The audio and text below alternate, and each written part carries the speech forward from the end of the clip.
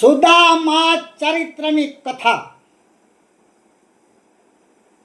શ્રી સુખદેવજી મહારાજ વર્ણન કરે છે. સુદામા ભગવાનના ખાસ મિત્ર હતા. સુદામા પોરબંદરમાં બિરાજે છે. સુદામા જીતેન્દ્રિય છે. સુદામા મહાજ્ઞાની છે. સુદામા પવિત્ર બ્રાહ્મણ છે. સ્થિતિ તદ્દન ગરીબ હતી. ભાગવતની અંદર 788 પાના ઉપર લખેલું છે. તેમ છતાં અયાચક વ્રત લીધું હતું. કોઈની પાસે કાંઈ માગવું નહીં. આખો દિવસ પૂજા પાઠમાં ગાળે. સુદામા જ્ઞાની હતા. જ્ઞાનનું ફળ ભાગવતની અંદર લખેલું છે. જ્ઞાનનું ફળ પૈસો નહીં, પ્રતિષ્ઠા નહીં, પરંતુ પરમાત્મા સાથે એક થવા જ્ઞાન છે. આવું ભાગવતમાં લખેલું છે. વિદ્યાનો ઉપયોગ પૈસો મેળવવામાં કરવો તે ઠીક નથી. વિદ્યાનું ફળ ઠીક નથી. વિદ્યાનું ફળ ઠીક નથી.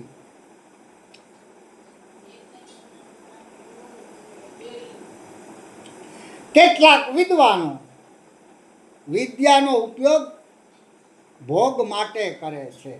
ભાગવતમાં લખેલું છે 789 પાના ઉપર. તે ઠીક નથી. સુદામાએ નિશ્ચય કરેલો કે વિદ્યાનો ઉપયોગ મારે ભોગ માટે કરવો નથી, પણ ભગવાન માટે કરવો છે. સુદામા જેટલું ઘેર આવે તેટલું વાપરી નાખે. ઘરમાં દારીદર છે. સુદામાના પત્નીનું નામ સુશીલા હતું. તેવું ઇતર ગ્રંથમાં આપ્યું છે. સુદામાના પત્નીનું નામ સુશીલા હતું. તેવું ઇતર ગ્રંથમાં આપ્યું છે. સુશીલામાં નામ પ્રમાણે ગુણ હતા.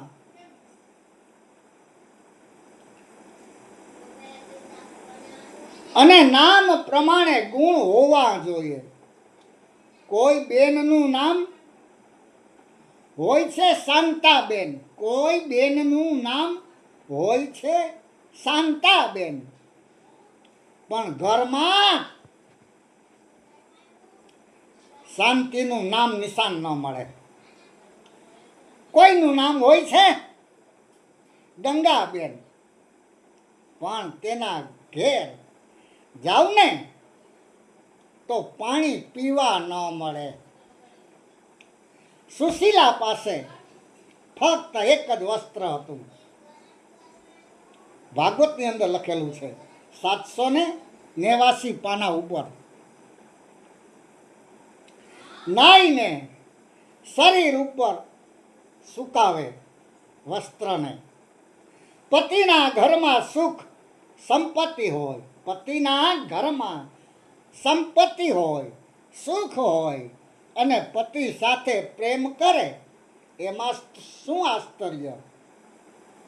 પણ ઘરમાં ખાવાનું ન હોય, ઘરમાં ખાવાનું ન હોય, પહેરવા પૂરતા કપડાં ન હોય, અને પતિ ઉપર પ્રેમ કરે એ મહાન પતિવ્રતા છે.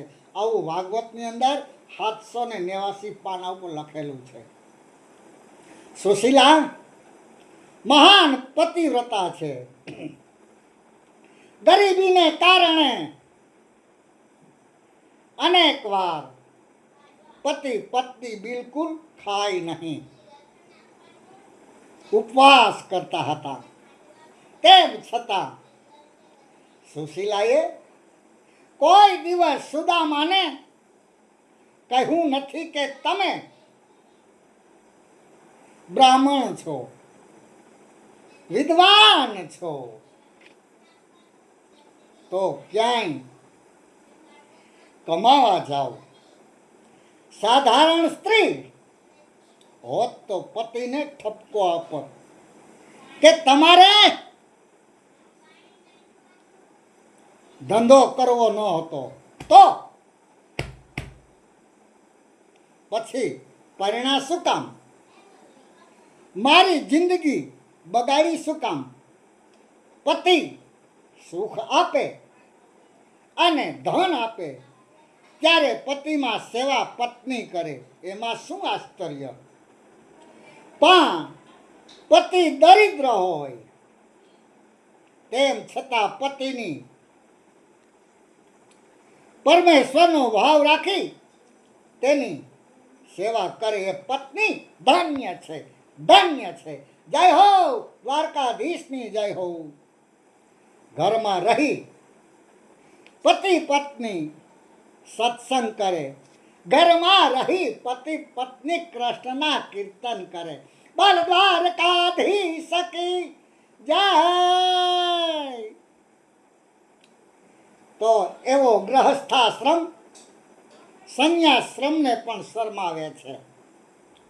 સુશીલા વિચારે કે મારા પતિ ઈશ્વરનું ભજન કરે છે, કથા કરવા કોઈ દિવસ બારોબાર જાતા નથી, ઘરમાં કથા કરે છે.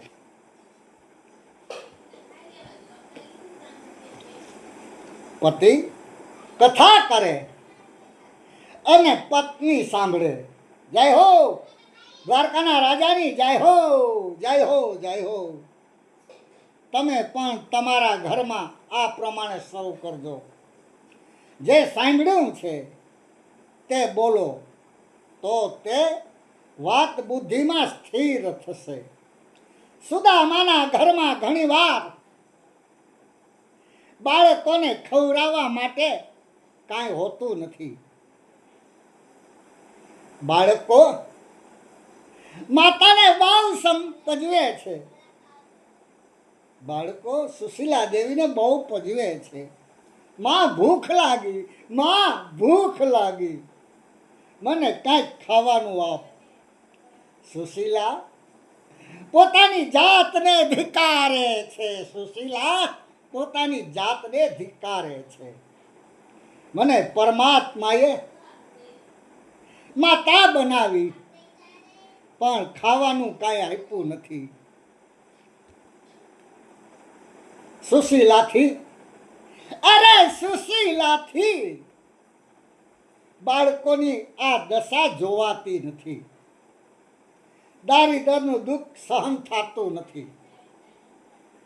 અકળાઈને એક દિવસ પતિદેવને કહ્યું, નાથ, મારે તમને એક પ્રાર્થના કરવી છે. જય હો, જય હો સુશીલા દેવીનો જય હો, જય હો દ્વારકાધીશનો જય હો, જય હો સુદામાનો જય હો. આપે કથામાં કહ્યું છે કન્યો બહુ પ્રેમાળ છે, તેને મિત્ર બહુ વાલા લાગે છે. કનૈયો મિત્રો માટે ચોરી પણ કરતો. સુદામા જવાબ આપે છે સુશીલા દેવીને, જય હો દ્વારકાધીશ તમારી જય હો. હા દેવી, તે વાત સાચી છે. લાલાએ જાતે માખણ કોઈ દિવસ ખાધું નથી, મિત્રને ખવડાવ્યું છે. સુશીલા કહે છે, તમે કનૈયાના મિત્ર છો, તમે તેને મળવા જાઓ તો આપણું દુઃખ દૂર થાય. સુદામા કહે છે સુશીલા દેવીને, આ વાત ભાગવતની અંદર 790 પાના ઉપર લખેલી છે. હું ગરીબ છું, હું ગરીબ છું. કૃષ્ણને મળવા જઈશ તો પણ લોકો કહેશે કે આ બ્રાહ્મણ માગવા આવ્યો છે એટલે જવા ઈચ્છા થતી નથી. મારો નિયમ છે કે હું પરમાત્માને દ્વારે માગવા નહીં જાઉં. બોલ દ્વારકાધીશ કી જય, રણછોડરાય કી જય. અને હવે બીજો ભાગ આવતીકાલે વાંચન કરવામાં આવશે. જય સોમનાથ.